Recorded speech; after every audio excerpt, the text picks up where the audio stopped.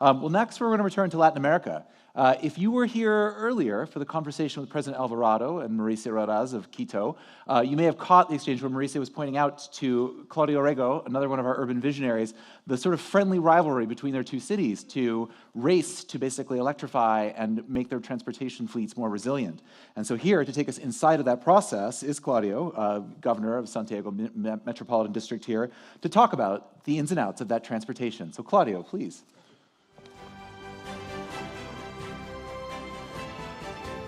Well, thank you, and of course, thank you to CoMotion for not only the award, but also the invitation. I come from a wonderful city, as all governors or mayors say. Santiago de Chile is an 8 million people city with 52 different boroughs and 52 different mayors. As you can imagine, not easy to manage and govern.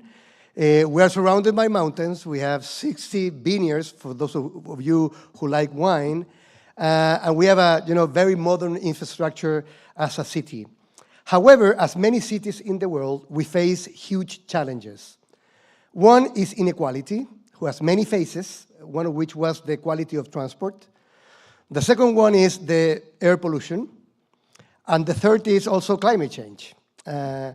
So, like 10 years ago, we had to develop a vision of what should be the type of transport system that we will have in our city.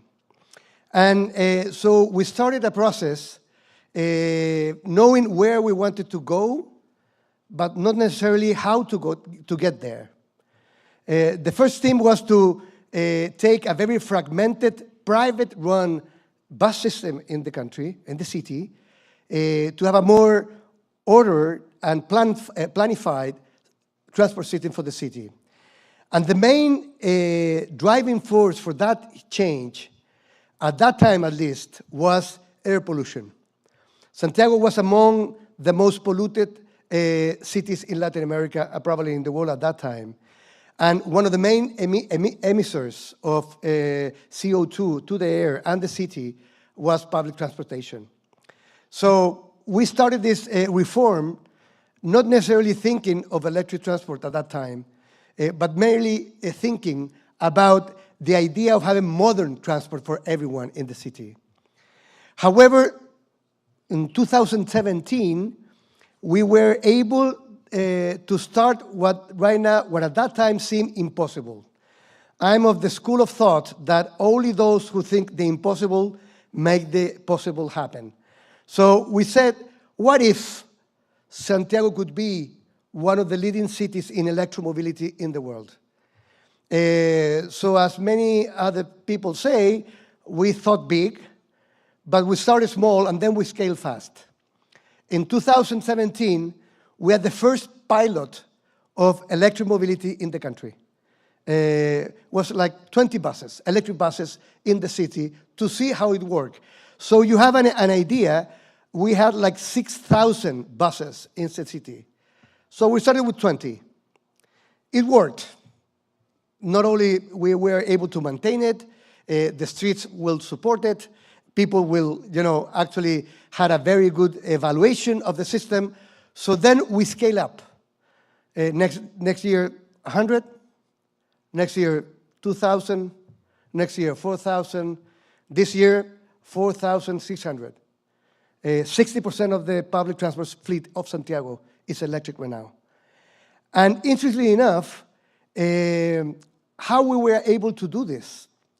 One was the vision, the political will, and the idea of having a policy that will stand the turnout in governments. So 3 different governments were able to support a policy that was driven by, data, the importance of clean air, but also the need to adapt Santiago to new forms of mobility. Second, we were able to innovate, both technologically, but also legally. Our contracts with the private providers had an incentive in order to have electric mobility. So the incentive, even though it was not that high, was high enough to promote this. And our vision is by 2035, all Santiago buses will be electric.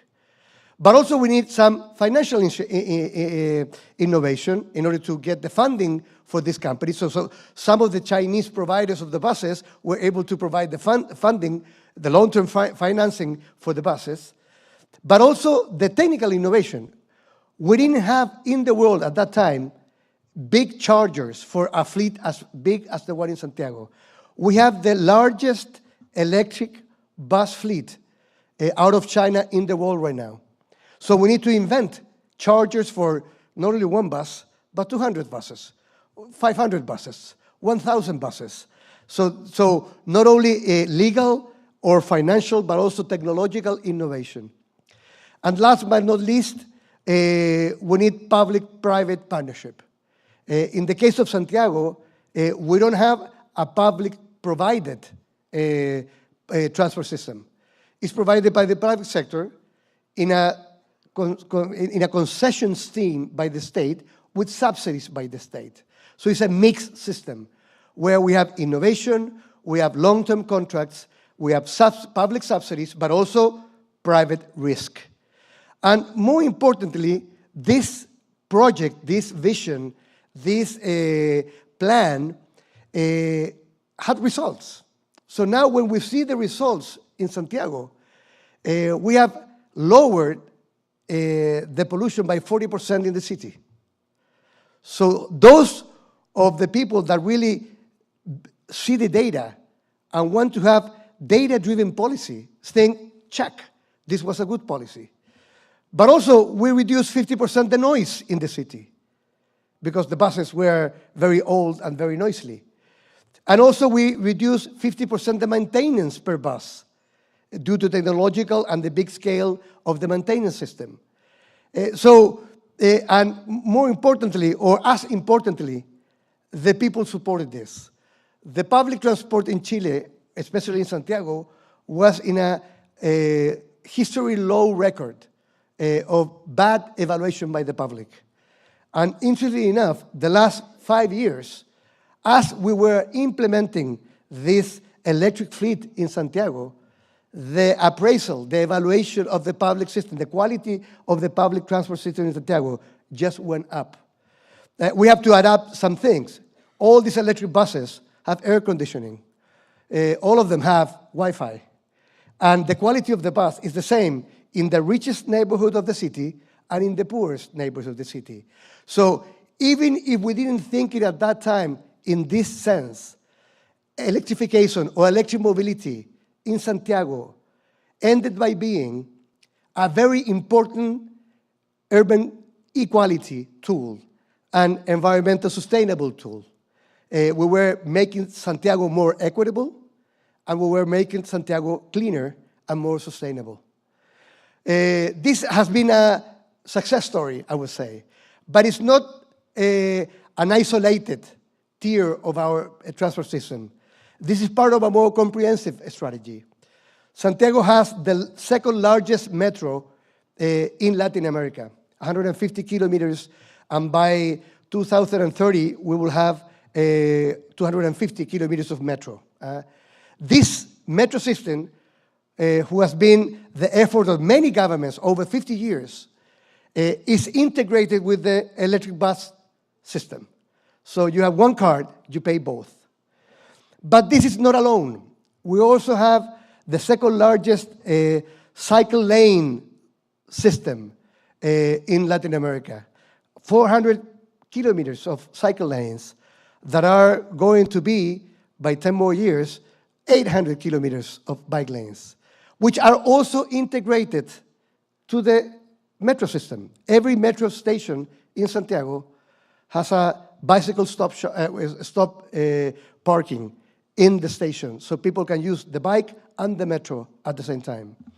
And on top of this, we already have one, and we're going to have 3 proximity trains to Santiago that will connect the further away areas of the city to the main city. So as you see, it's not only electric buses, it's metro, electric buses, bicycles, and trains. Does this mean that Santiago citizens do not like cars? Not at all. As you can imagine, people like cars. And we have one of the, I would say, largest property rates of car ownership in Latin America. However, due to the increasing quality of our public transport system, and also the increase of congestion in the city, people are switching, not always, not ever, but for certain things in the city, from private ownership to public transport. They still have their car, but they don't use it to do everything all the time in the city. They use it in the weekends, they use it for long terms. So this is, I think, the vision we had is that a modern city is not only where everyone, even the poor, own their car, but where everyone, even the rich, use public transport. That is the vision we have for Santiago. We're still halfway through. We are improving, but many people think still that using their cars is better than using the public transport system, be it metro, train, bicycle, or buses. However, we're getting there. More and more people, for example, only in terms of bicycle riding in Santiago, has increased from less than 1% to 8% of all trips in the city per day. Almost 1 million people use it per day, the bicycle.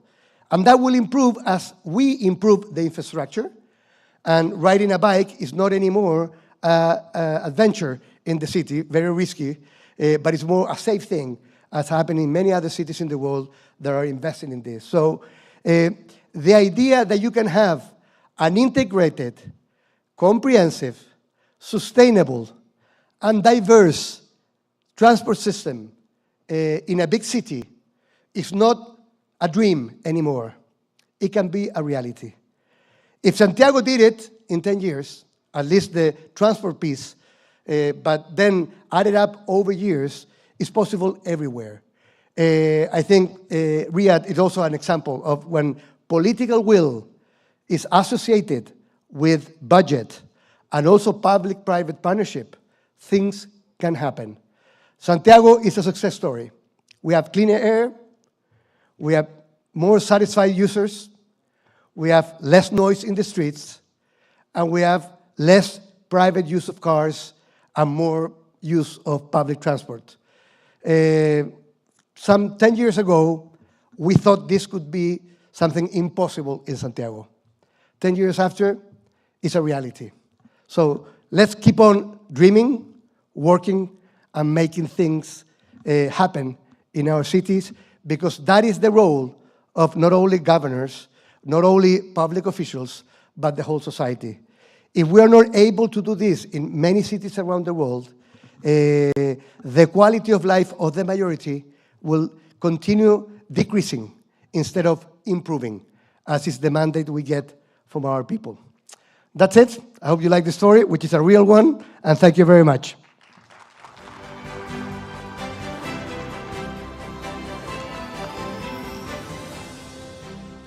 Thank you, Claudio. I'm very glad that is not, in fact, a fairy tale.